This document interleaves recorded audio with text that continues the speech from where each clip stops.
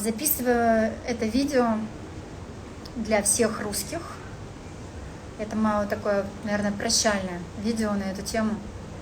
Для тех русских, у которых все еще есть какие-то аргументы относительно того, почему русская армия убивает украинский народ.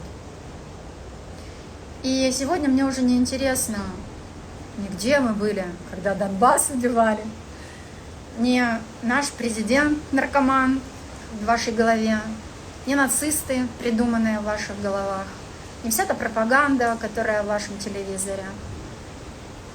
Меня волнует в этом всем отсутствие благоразумия. Другая страна заехала с танками в чужую страну, ведет порядка 20 дней войны. 20 дней войны. Орудий, ракет, убийства обычных людей. И если у вас есть оправдание для этого, оставайтесь с ними. Я больше не потрачу ни минуты своего времени, чтобы достучаться до логики, до сердец. Она или есть, или нету. И если ее нету, то значит ситуация настолько плачевна, что враг достиг своей цели.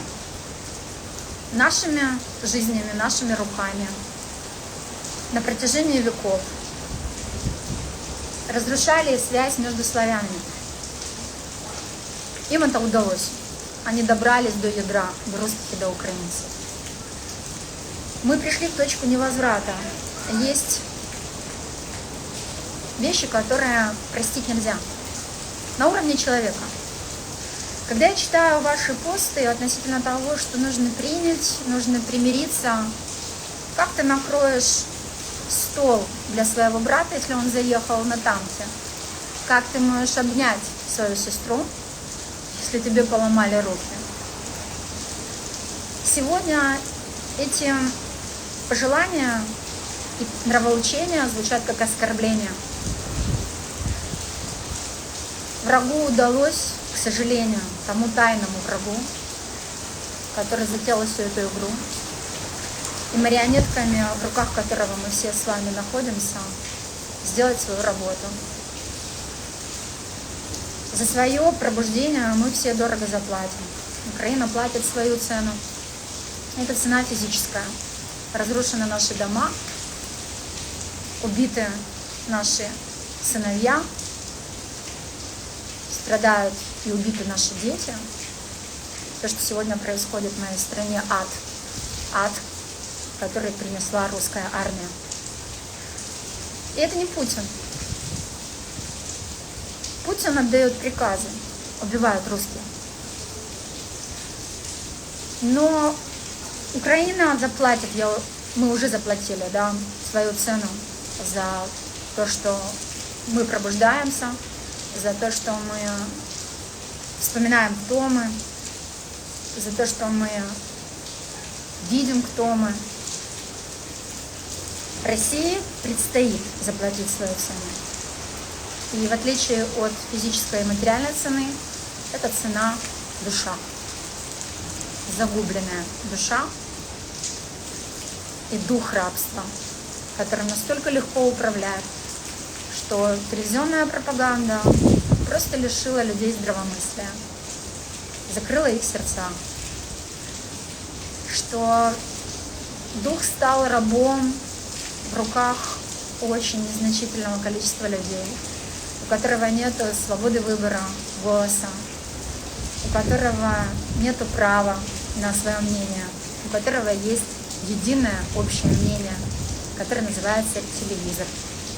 Еще раз хочу повториться, что это видео адресуется тем русским, у которых есть хоть одно оправдание относительно того, чтобы объяснить убийство украинского народа. И отдельно хочу сказать тем, кто говорит: вы же знаете карму, почему Украина там платит какую-то карму. И отмолог. У отмолога два фокуса взгляда. Почему и для чего.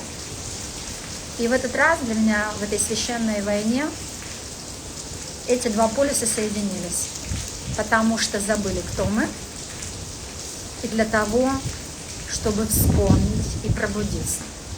Спасибо, вам это удалось.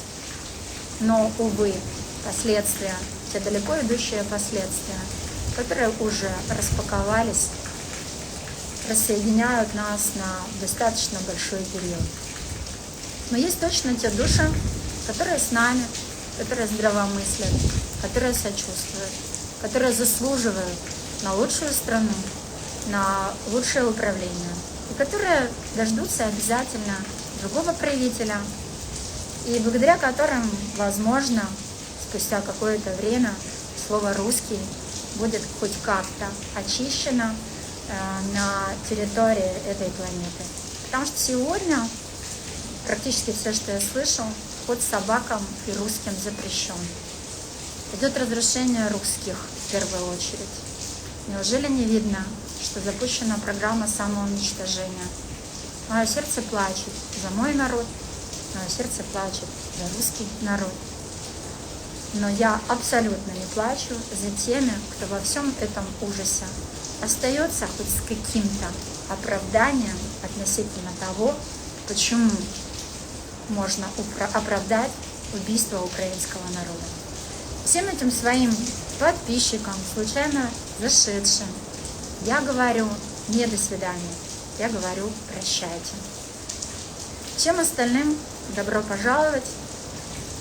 Враг будет обнаружен, снесен, и мы с вами будем жить в том новом и прекрасном мире, на который заслуживаем, без национальностей и рассказывания тому, как кому жить. Люблю, целую, обнимаю. Всем сердцем Эвы.